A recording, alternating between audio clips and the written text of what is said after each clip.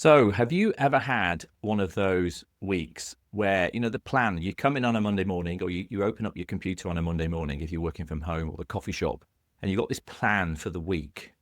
And by about Tuesday afternoon, that plan has gone completely awry.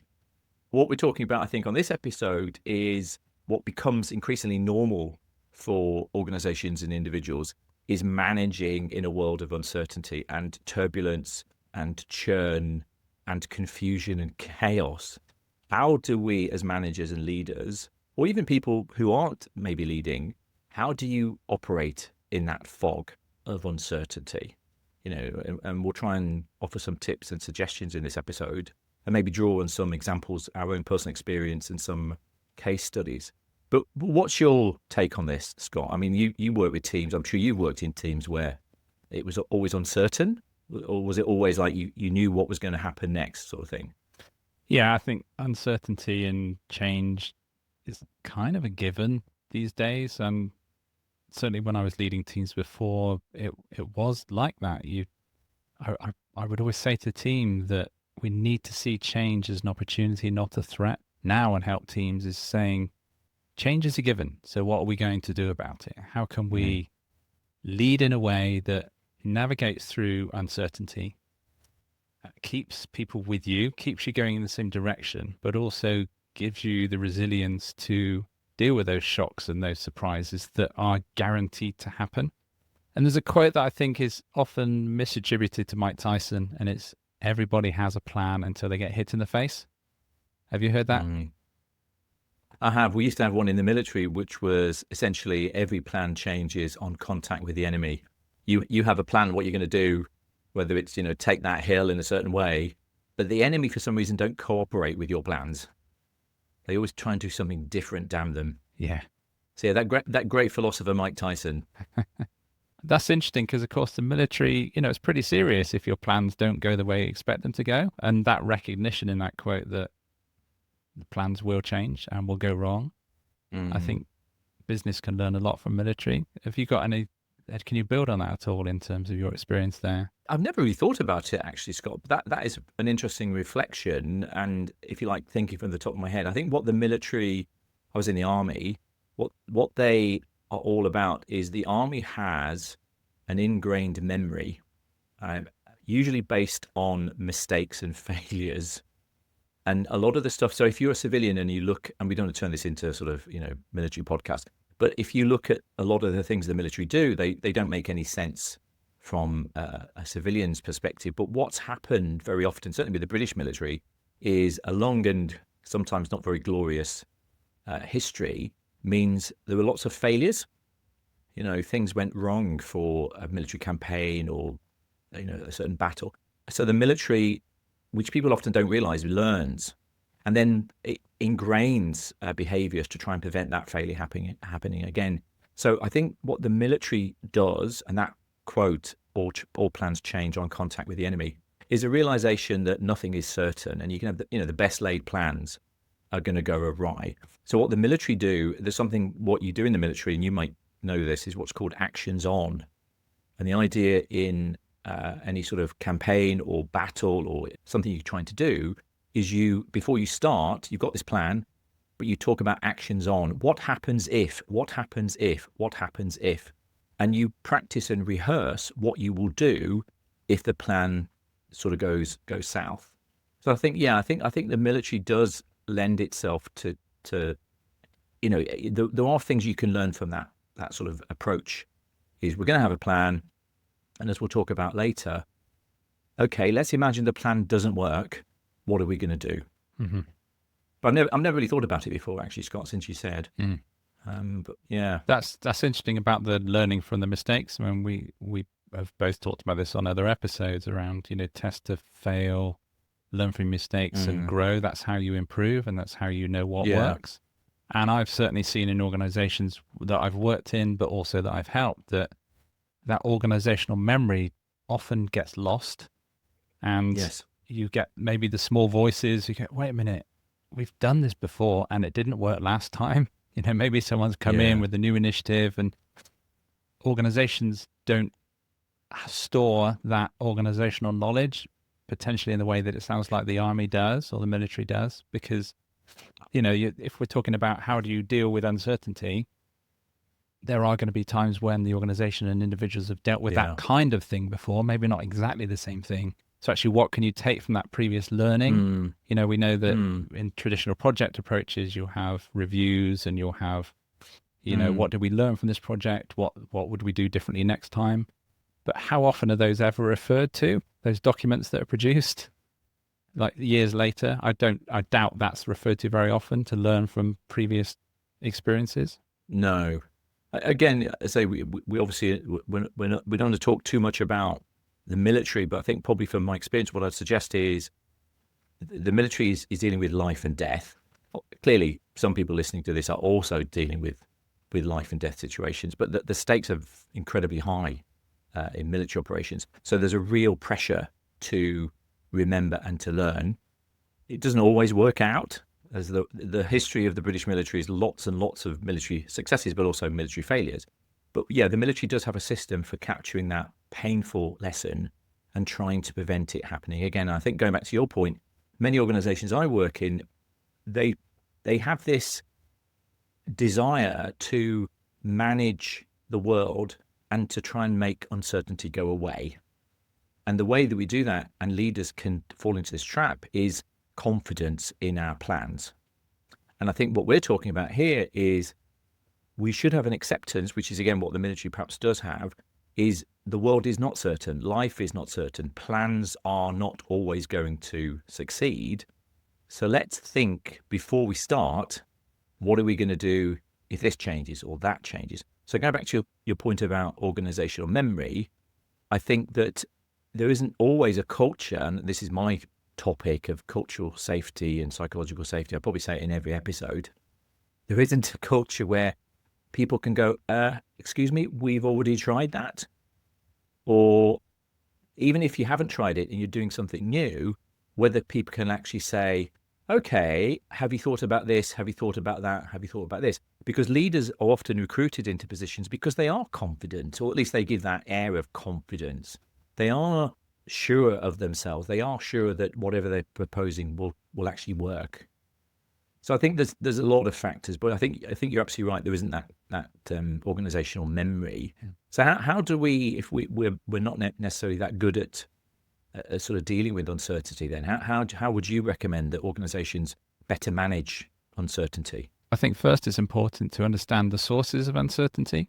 So there'll be external sources, things like politics, market changes, policy shifts, budgets, customer needs changing, and certainly in the tech space, customer needs change rapidly, but also internal sources of uncertainty. So there could be some leadership churn, changes at the top, changes in teams. That's going to have some effect.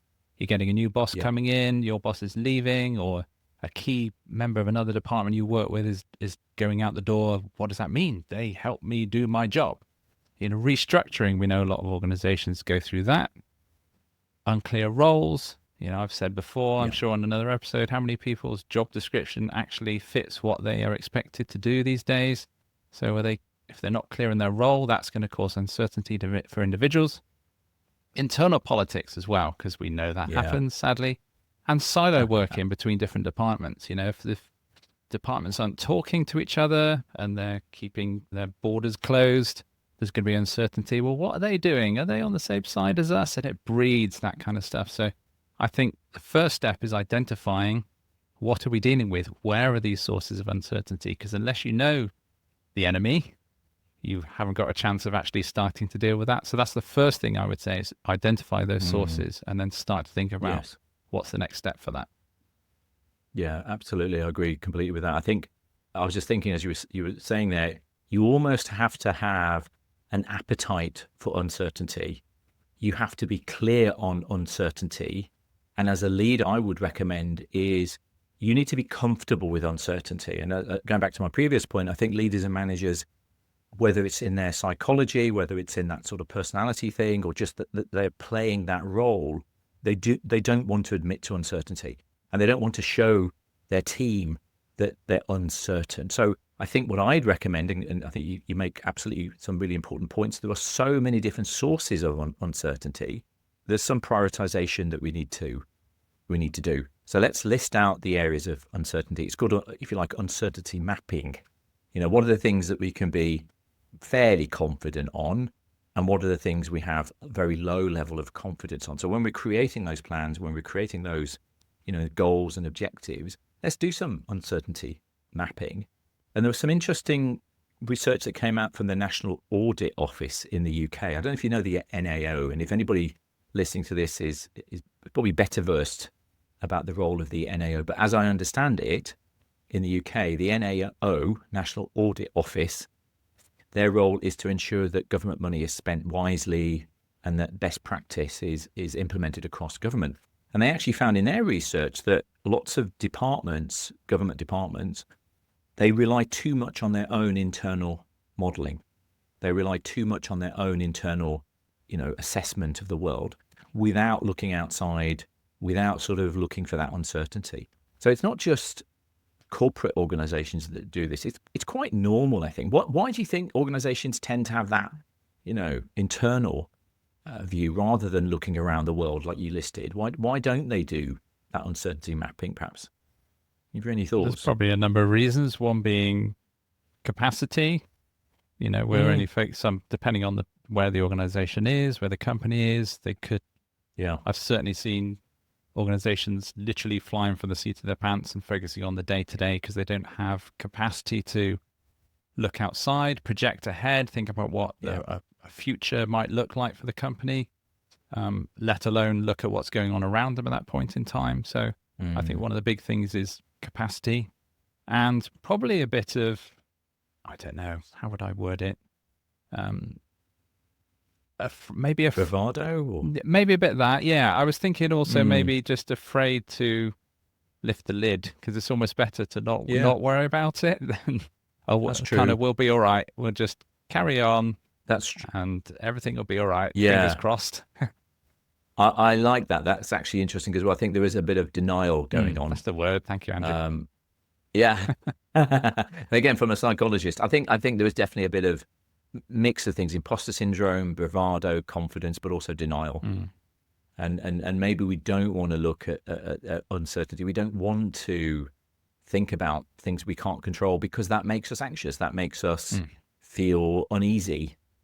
And like a lot of things in life, we'd rather sort of put that in a box and put that box over there and not look at that box, Pandora's box, if you like, because we don't want to go there. So yeah, I think there's probably a mix of reasons why organizations don't factor in uncertainty more. And I think that people within those organizations, be it the leaders and the staff within, will deal with uncertainty differently as well. So my other half, she's going through, well, the organization she's in is going through a massive restructure. They seem to go through restructure every 3 to 5 years. She's quite relaxed about it, even though there is uncertainty of what the future looks like in the next 12 to 18 months for her role. Yeah. But her view is, we've been through this before in similar ways. There's tended to be a job for me and job for others. So I'm just going to focus on doing the best I can in the role I'm doing at the moment. And that's all I can do.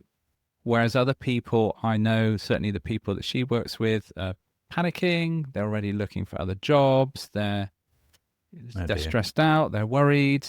And, people are going to deal with things in different ways. And what we want to get to in this episode, of course, is how can leaders help people on that journey? Because, people will be dealing with them in different ways. And I think one of the first things that I say to teams generally, let alone dealing with uncertainty, is trying to normalize uncertainty and change. And to do that, you have to know where you're going. And I always use a different example of a plan versus a roadmap. Now, I normally show this on a whiteboard and it's very easy to visualize. So again, listeners are going to have to bear with me when I try and describe it. So a traditional plan tends to be fixed. So we are going to this, we're going to go through these steps and we're going to get to an endpoint, and then we will launch a product or we will reach a sales target. And it's very fixed and very rigid. That's the traditional way, as I call it, of thinking about things. Now, the problem with that is, as we've said, things rarely go to plan. So budgets may be cut, competitors may bring out something new, resources may be taken away, And that can derail the whole project. I Mm. prefer to help teams, and the way I've run this kind of thing is to say, right, we have a roadmap rather than a plan. So we know our North Star, we know where we're going, we know our direction of travel, but how we get there doesn't matter as much. So if you think about, and I use the example of driving to work, if you were driving to work on your commute and you took the same route every single day and you were very rigid on that, you will never change course. One day there's going to be roadworks. You're going to sit there and waste an hour sat in roadworks. Whereas if you're prepared to take a different route on some days to get to work, because SatNav reroutes you, for example, you still get to your destination. So the difference is a plan is fixed, a roadmap is a direction of travel, but you're happy to change direction en route, and it gives you that flexibility. And that builds in that resilience of saying, actually, we've got a new opportunity here that might help us get to a goal quicker, or we will change course, but we're still going in the right direction. People need to know where they're going, because that then breeds the uncertainty. If they don't know where they're going, they're kind of rudderless in a boat. They're really going to struggle with that as well. Does that make sense? Yeah, I like what you're saying there, Scott. I think you're absolutely right. I think that what we should be doing, and this is what we're suggesting with leaders, is that we're accepting that uncertainty is a given. There's that old phrase, you can't predict anything in life apart from taxes and income tax and death, isn't it? I think death and income taxes. We should add into that, we can change that phrase. You can expect death, income taxes, and change. You can expect uncertainty. So you're expecting uncertainty. You're building that into your planning. But like you said, you are flexible in how you achieve your objective. The trouble is, and interesting, you talked about the psychological perspective. I was thinking about leaders. Is some leaders are very rule driven, and they're enforcing the plan. They want the plan done the way that they said. They want the plan done what we agreed in the meeting in February, and they're enforcing a plan regardless of what else has changed, those internal politics you talked about, resources and so on. And even if things have changed, they still want the plan to be implemented for various reasons. Maybe they have pressure from their boss, their leader, the head of group wants the plan implemented. So I think sometimes leaders have got that external pressure. But also, from a psychological perspective, some leaders are more comfortable with change than others. All people will vary along that continuum. So I think what a leader, like you said, should be able to do is have the emotional resilience to demonstrate to their team, we've got this. Things have changed. Something's come up. We're still going to try and do this thing, or we're going to try and do something else. We're going to make this work. So going back to your point about people need a direction, they do. They absolutely do. But what they really want is confidence in that leader to say, we will work this out. Even if things have changed, even if things are dramatically changed, we can work this out. So I think there's a psychological element here for the team, but there's also a psychology for the leader. How do you cope as a leader with change? Emotionally, intellectually, what's your reaction to change? Do you want to put your head under the pillow and not get out in the morning? And I've met leaders, I've worked with leaders, emotionally supporting leaders, and they feel dreadful about going into work. I think people often think, the leaders have got the easy life, they put their feet up on the desk. Often leaders are the most stressed, the most tense, exhausted, emotionally drained people, because they feel all that weight on their shoulders. So one of the things I would recommend as a way to manage this is pushing down decision-making to the lower levels. Because one of the problems, have you heard this story that the Queen thought, God bless her, and probably the King now in the UK, think that the world is full of newly painted buildings? Do you know this idea? Yeah. So there was this argument, I'm sure it's the same with the King. When you're getting, if you ever get a VIP come to your place, some visitor, you probably look around and go, oh my goodness, this place looks really shabby. We need to paint before she arrives, or the King arrives, or whoever. So the idea was that the Queen was going around the world thinking, everywhere I go has just been freshly painted. Isn't it wonderful? Because probably that morning that they finished the last, I'm sure the paint was still wet. Don't go there, Queen, don't go there, King, because it's still wet. But the idea really is that if you are a leader, that you want your people to tell you things when they're not going well, and you want your team to be able to manage things as they change. So I think one of the ways leaders can manage uncertainty is, apart from that psychological thing, is pushing down control to the lowest level that makes sense, and empowering. I think you're very big on this, empowering people to make decisions and make changes. Would you agree that's a healthy approach to deal with uncertainty? Yeah, absolutely. Because then they feel they've got some level of control. Because as we know that people Yeah. don't like feeling out of control or not having Yes. any control to their destiny. And again, as I keep going on about, the closer they are to the customer, the more likely they are to be more informed to make those best decisions. So absolutely, I'm an advocate of pushing decisions down. And yeah, with my tech teams in the past, I would say to them, I don't have a clue what technology we would use. Do you choose? That's why you're employed to do that.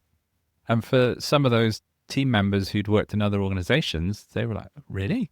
But we normally get told what to do. I'm not saying I was an amazing leader by any means, but I'm sure you were. Thanks, Andrew. I'll give you the 5 afterwards. But but Don't take that out in the edit. no, okay. But yeah, certainly the more we can help people have some control over their destiny and the right people, then the better it's going to be for them and frankly for the leader. And I was reflecting on when you were saying about the leaders carry the burden. I've certainly seen that myself, and in my other half, she's feeling the pressure from, her team members of like, what do we do? Where's the future? What does it look like?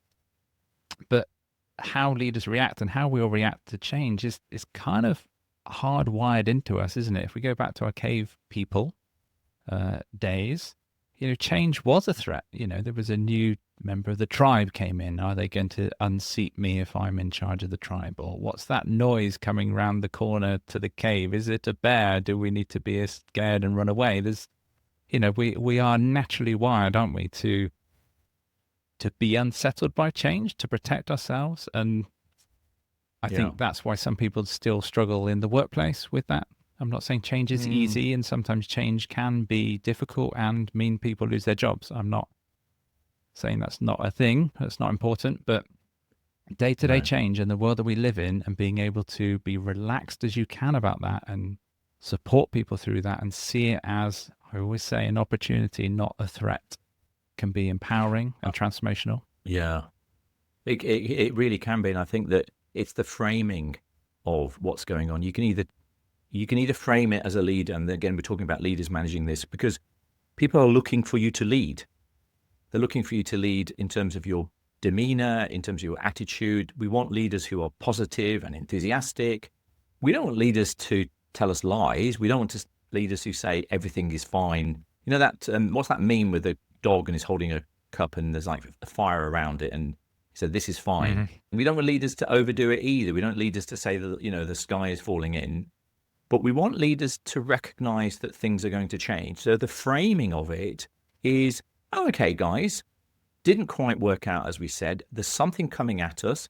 As you mentioned, it could be internal, it could be external. I mean, we've had the 2008 financial crisis. We had, here in the UK, we had Brexit.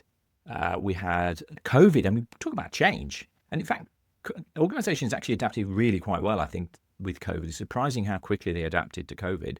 The EU referendum, all that stuff. Now we've got the war in Ukraine, we've got Trump.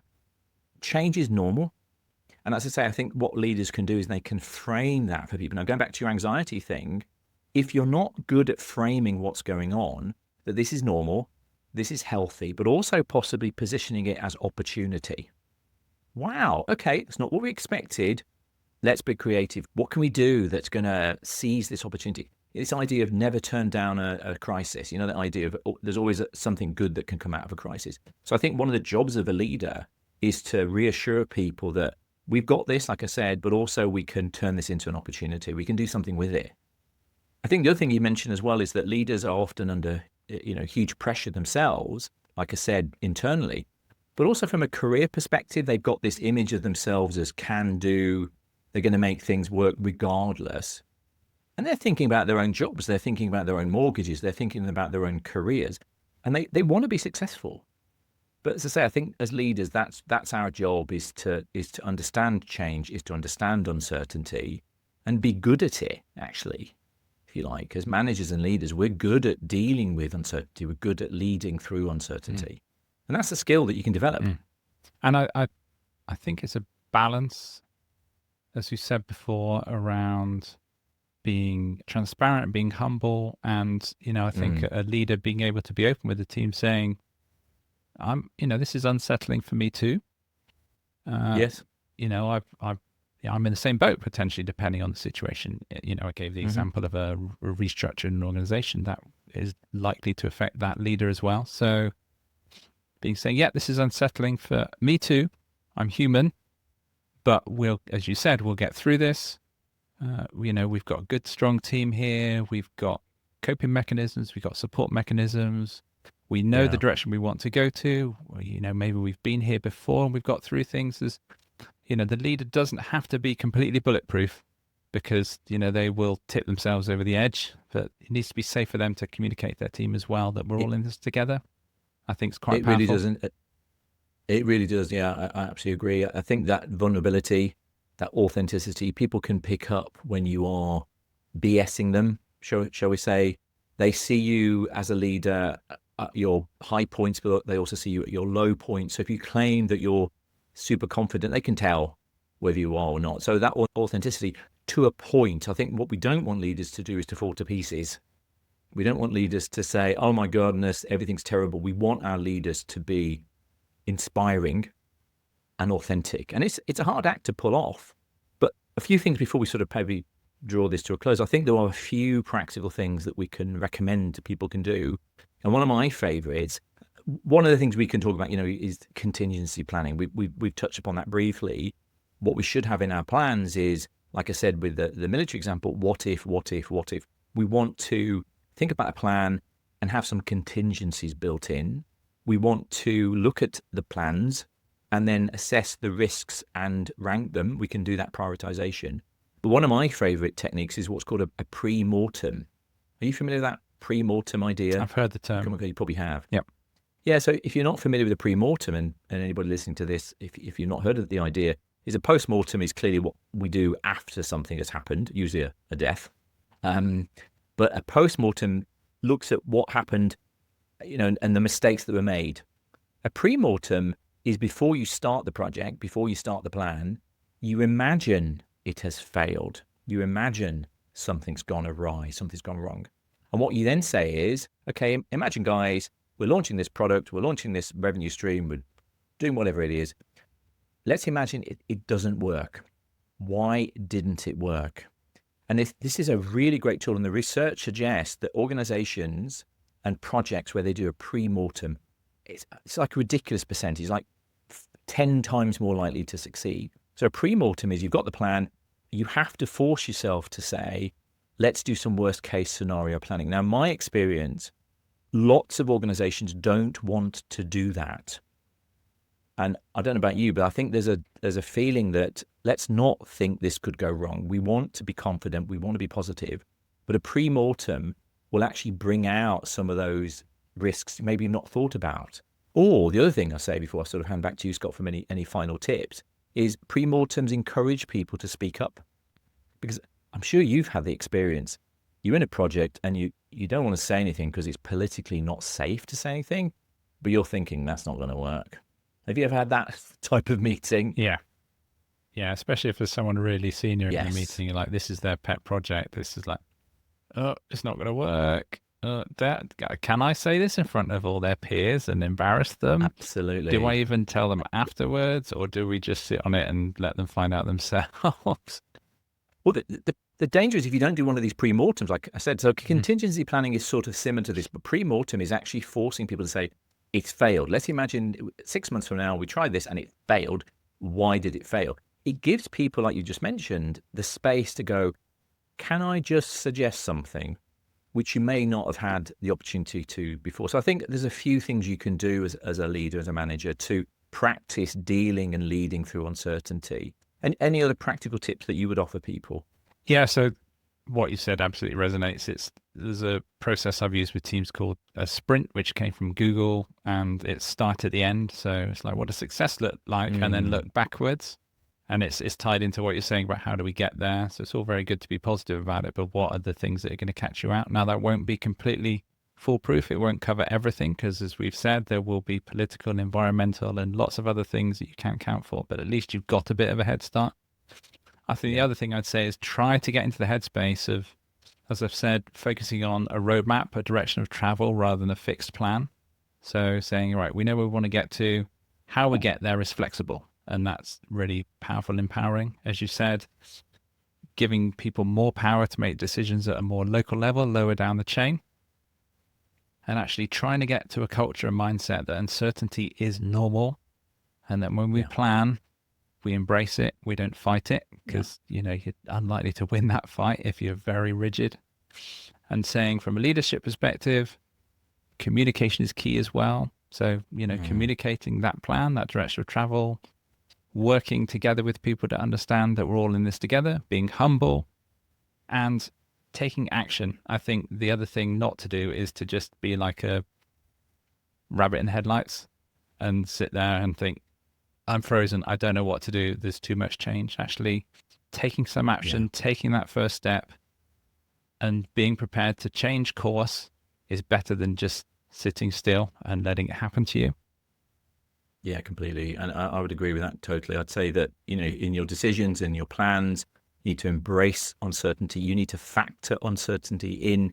You need to look for uncertainty in a way perhaps you've not done before. You need to encourage your team to think about uncertainty, and then, build that out into the culture that we think about uncertainty. Because if you don't have that approach, that's not a strategy. You're just hoping for the best. And that's not the way to do it. And what I'd suggest, Scott, as we wrap this up, is if there's anybody listening to this would like some help with managing or leading through uncertainty, you and I, this is our thing. So, please give us a shout out in the messages on the podcast or via our website. We'd love to help you if you are dealing with uncertainty at the moment. Thank you for listening to the Work Unravelled podcast. We hope you enjoyed this episode. Be sure to subscribe to the show so you don't miss the next one. If you'd like Andrew or me to help you or your business, whether it is for team productivity, leadership coaching, or communication skills, our website addresses are in the show notes. Thanks, and until the next time.